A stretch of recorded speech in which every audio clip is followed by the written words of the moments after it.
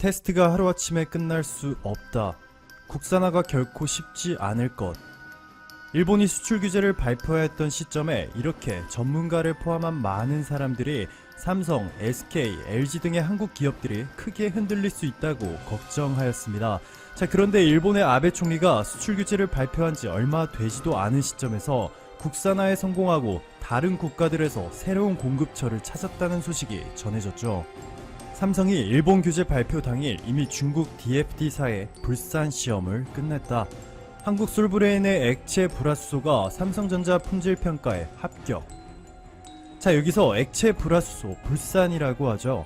액체인 불산과 기체인 불화수소가 다르다고 하시는 분들이 생각보다 많은데요. 다른 거는 맞습니다. 하지만 현재 대부분의 불산을 일본에서 수입하여 한국에 있는 합작 법인들에서 이 공정을 거친 후에 만들어진 고순도 불화수소를 삼성전자, SK하이닉스 등에 공급하고 있습니다. 솔브레인을 예로 들면요, 일본의 스텔라케미파가 충청남도 공주에 있는 합작 법인 획트라는 곳에 불산을 보내면 획트가 이를 공정하여 기체 고순도 불화수소로 만들고 이를 삼성과 SK하이닉스에 판매하죠. 그런데 획트의 지분 구조를 보시면 솔브레인이 49%에 솔브레인의 정지환 회장이 2%로 솔브레인이 총 51%를 가지고 있고요. 한국에 불산을 보내는 스텔라케미파는 39%, 일본의 마루젠 화학이 10%씩 보유하고 있습니다. 솔브레인의 액체 불화수소 불산이 삼성전자 품질평가에 합격한 것이 왜 이렇게 중요하게 보도되고 있는지 이제 아시겠죠? 상황이 이렇게 역전되자 일본이 마치 한국의 인심이라도 쓰듯이 수출 규제 품목이었던 포토레지스트와 불화수소를 삼성전자에 보낼 수 있도록 허가해 주었죠. 사실 이러한 극적인 역전 드라마가 가능했던 것이 삼성이 초능력을 보유해서가 아니라 아베 총리가 수출 규제를 발표하기 한참 전부터 이미 일본산 제품들에 대한 의존도를 낮추기 위한 작업을 진행해 왔기 때문이죠. 향후 WTO에서 한일전 싸움을 의식해서 일본이 허가를 내준 것이라는 의견도 충분히 설득력이 있습니다. 하지만 이보다 더 근본적으로 생각하면 일본의 수출 규제는 한국 기업들이 일본에 판매하지 못하게 하는 것이 아니라 일본 기업들이 한국 기업들에 판매하는 것을 막는 것으로 자폭한 것이나 다름이 없습니다. 만약 삼성이 일본산 대체품을 찾는데 실패하였다면 일본 수출 규제가 아베의 뜻대로 성공적이었다고 평가받았을 겁니다. GDP가 5,800조 원에 달하는 일본이 반도체 소재 수백억 원 정도 수출 못했다고 경제에 전혀 타격이 없거든요. 그런데 삼성이 반도체를 못 만들게 되었다면 1년에 118조 원 날리는 겁니다. 하지만 이번 시나리오는 아베 총리의 헛된 꿈이었죠. 지금 실제 상황은 어떤가요? 오히려 일본 기업들이 삼성이라는 고객을 잃을까봐 다른 나라를 통해서 우회 수출하겠다며 자기네 제품을 제발 사달라고 빌고 있죠. 그런데 이미 일본이 건너면 안 될 강을 건너버린 것 같습니다. 삼성전자의 탈일본 소식들이 전해진 데 이어서 이번에는 삼성 디스플레이가 조만간 불화수소 국산화 테스트를 끝내기로 했다는 소식인데요. 현재까지 결정적인 결함이 없었던 것으로 전해졌습니다. 머니투데이의 단독 보도에 따르면 디스플레이 패널의 경우 반도체와는 다르게 12-9 순도의 초고순도 불화수소가 필요하지 않는 것으로 알려졌습니다. 즉 국산화가 비교적 쉽고 빠르게 진행될 수 있다는 것인데요. 이번 소식을 들은 일본 기업들이 뒷목을 잡고 울고 있는 이유죠. LG 디스플레이는 삼성보다 빠릅니다. 원래 이번 달 말쯤 국산화 테스트가 완료될 것이라 예상되었는데 이미 마지막 테스트를 끝내고 양산에 본격 적용하기로 하였습니다. 삼성과 LG 디스플레이가 일본 의존도를 낮추는 정도가 아니라 100% 국산화가 비교적 쉽게 가능할 것이라 전망되고 있습니다. 디스플레이 패널에 필요한 불화수소는 패널 표면의 결함층을 제거하는 고순도 불화수소와 세정에 필요한 저순도 불화수소 두 가지가 필요한데요. 저순도는 지금 당장이라도 100% 탈일본이 가능하죠. 이번에 국산화에 성공한 것이 결함층을 제거하는 데 필요한 고순도 불화수소인데 12-9과 같은 초고순도 불화수소가 필요한 것이 아니기 때문에 단기간 내 100% 국산화에 성공할 가능성이 높다고 보는 것입니다. 그렇다면 일본 기업들이 받게 될 타격은 얼마나 클까요? 우선 글로벌 디스플레이 시장 규모를 보시면요, 지난해 155조 원입니다. 매년 4.2%씩 성장해서 2024년도에는 200조 원에 달할 것으로 전망되고 있죠. 엄청나게 큰 시장 규모입니다. 2018년 LG 디스플레이의 매출액은 24조 원, 삼성 디스플레이는 32조 원, 둘이 합하면 56조 원이 넘습니다. 삼성과 LG가 전 세계 디스플레이 시장의 3분의 1 이상을 차지하고 있는 것이죠. 현재 글로벌 핵심 디스플레이 업체는 한국의 삼성과 LG, 그리고 중국의 BOE, 이노룩스, AU 옵트로닉스, 그리고 일본의 파나소닉 정도인데요.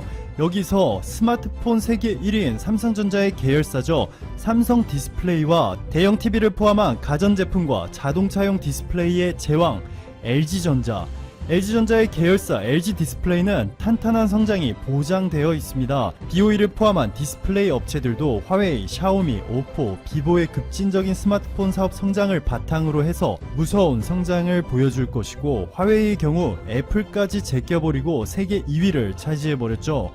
이들의 성장세가 유지되는 한 저가형 디스플레이는 중국이 꽉 잡고 있을 것이기 때문에 이들의 미래도 밝습니다.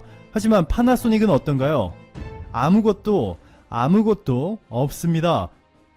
파나소닉은 테슬라에 독점으로 전기차 배터리를 공급해 왔는데요. 최근 테슬라의 핵심이라 볼 수 있는 중국 공장에서 생산되는 모델 3에 LG화학의 배터리가 적용된다는 통쾌한 소식이 전해진 데 이어서 테슬라의 자동차 핵심인 내부 디스플레이도 LG 디스플레이의 제품인 것으로 알려졌습니다. 일본의 소니가 삼성전자에 완전히 짓밟히고 있듯이 파나소닉은 LG화학과 LG 디스플레이에 의해 훅 같은 잽들을 연타로 얻어맞고 있는 것이죠. 이렇게 되면 일본 기업인 파나소닉조차도 불화수소 사용량이 빠르게 감소할 것인데, 삼성과 LG가 일본에 불화수소를 써주지 않으면 다른 국가들에 팔아야겠죠. 우선 운반 비용이 크게 올라가게 되니 수익성이 감소할 겁니다.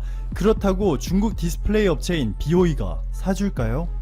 절대 안 사죠.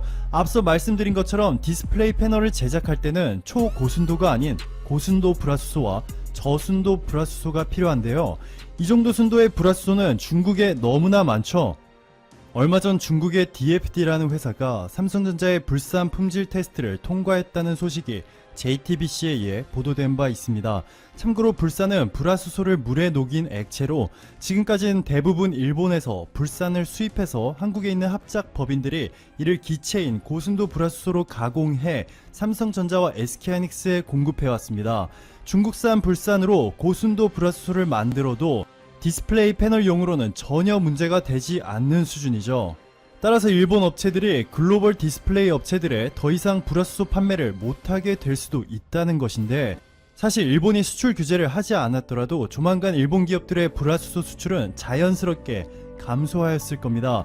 삼성과 LG 등의 기업들이 이미 오래전부터 국산화 및 수입처 다변화를 시도하고 있었는데, 단지 이번 한일 외교 갈등이 국산화 속도를 높여준 것 뿐이죠. 앞으로 몇 년 동안은 그나마도 현재 높은 점유율을 확보한 반도체형 초고순도 불화수소 판매로 연명하겠지만, 현재와 같은 페이스대로 국내 불화수소 관련 기업들과 긴밀한 협력 관계를 유지한다면 대규모 투자를 통해서 생산 공장을 대폭 늘릴 수도 있고, 아니면 아예 삼성이 솔브레인과 같이 관련 기술을 보유한 기업들을 인수해버리는 시나리오도 충분히 가능성이 높죠. 그렇게 되면 일본 기업들은 정말 답이 없습니다. 삼성이라는 대형 고객을 잃는 것으로 끝나지 않고 삼성과 경쟁을 시작해야 하는데, 이건 말도 안 되는 싸움이죠. 코로나19 사태를 계기로 신용 위기에 노출된 국가들이 큰 폭으로 늘어나고 있다. 스탠더드 앤드 푸어스와 무디스, 피치 등 3대 국제 신용평가사들은 지난 한 달에만 무려 76개국의 신용등급을 낮추거나 전망을 하향 조정했다. 코로나19로 경기가 위축된 가운데 재정 지출이 급증한 영향이다. 아르헨티나와 에콰도르 등은 이른바 디폴트 등급으로 추락했고, 이탈리아와 멕시코, 콜롬비아 등은 투기 직전 등급으로 떨어졌다. 피치는 올해 디폴트 선언 국가가 역대 최대가 될 것이라고도 경고했다. 국가신용등급 하락은 전 세계에서 전방위적으로 나타나고 있고, 신흥국은 물론 선진국에서도 빚어지고 있다. 그나마 우리나라는 기존 신용 등급과 전망을 모두 유지하고 있지만 안심할 순 없다. 국가 신용 등급이 내려가면 국채금리가 치솟는 등 신용 경색 위험이 부각되고 이는 다시 신용 등급 추가 하락으로 이어질 수 있다. 세계 경제 회복을 더디게 만들 수 있고 대외 의존도가 높은 한국 경제로서는 악재가 아닐 수 없다. 최근 무디스가 한국의 신용등급을 유지키로 하면서 재정 건전성 유지를 조건으로 제시한 점도 유념해야 할 대목이다. 물론 한국의 국가 채무 비율은 올해 국내 총생산 대비 45% 정도로 전망돼 경제협력개발기구 평균인 110% 수준보다는 훨씬 낮다. 문제는 빚의 증가 속도다. 국제결제은행에 따르면 지난해 국가 채무의 증가 속도는 주요 43개국 중 6위, 가계와 기업 부문은 이보다 높은 4위였다. 코로나19 사태를 겪고 있는 올해는 그 속도가 더 빨라질 것으로 예상된다. 자칫 가계와 기업이 빚을 감당하지 못하면 금융 부실을 초래하고 이를 해결하려면 국가 부채가 늘어날 것으로 우려된다. 특히 멕시코 수도 멕시코시티에서 신종 코로나 바이러스 감염증로 인한 실제 사망자 수가 공식 집계의 3배에 이른다는 주장이 제기됐다. 인구 약 900만 명의 수도 멕시코시티는 멕시코에서 코로나19로 인한 피해가 가장 큰 곳이다. 부패에 반대하는 멕시코인들이 주장한 대로 3,245명이 코로나19 사망자로 추가될 경우 18일 현재 멕시코의 코로나19 사망자 수는 5,332명에서 8,577명으로 늘어나게 된다. 김상일 주멕시코 한국 대사가 부임한 것은 2018 러시아 월드컵을 몇 달 앞둔 때였다. 월드컵 조별리그 마지막 경기에서 우리나라가 강호 독일을 꺾고 덕분에 같은 조멕시코가 16강에 진출하자 멕시코는 갑작스러운 한국 사랑으로 가득 찼다. 대사관 앞에 수백 명이 몰려왔고 멕시코 내 한국인들은 감사 인사를 받기 바빴다. 김 대사에겐 멕시코 외교장관과 차관, 국회의장 등이 보낸 감사 편지와 테킬라 등이 도착했다. 김 대사는 멕시코의 정을 듬뿍 느낀 순간이었다고 말했다. 축구 사랑이 엄청난 것도 있지만 자국의 16강 진출에 기여한 한국에 갖은 방법으로 감사를 표시할 정도로 정과 유머가 있는 사람들이었다. 멕시코의 정을 느끼며 시작한 대사 생활 2년을 마치고 17일 귀임한 김 대사는 귀임 전 연합뉴스와의 인터뷰에서 당시를 회고하며 월드컵이 공공외교에 반은 책임졌다. 효과가 1년은 더 갔던 것 같다며 웃었다. 2년을 돌아보며 김 대사는 멕시코라는 나라에도 멕시코 친구들과 한국 교민분들, 대사관 직원들에게도 모두 고마웠다고 말했다. 가장 기억에 남는 일은 한국의 날 제정이라고 했다. 1905년 에네키엔 농장 노동자로 멕시코에 이주한 후 어려운 처지에도 고국의 독립운동에 힘을 보태며 민족혼을 지니고 살아온 한인들과 그 후손들을 기리는 날이다. 유카탄주 메리다에서 한인 후손들을 만난 김 대사는 선조들의 만국한을 달래고 독립운동 정신을 기리기 위해 한국의 날 제정을 추진했고 지난해 메리다와 campeche시, 유카탄주에서 차례로 5월 4일이 한국의 날로 제정됐다.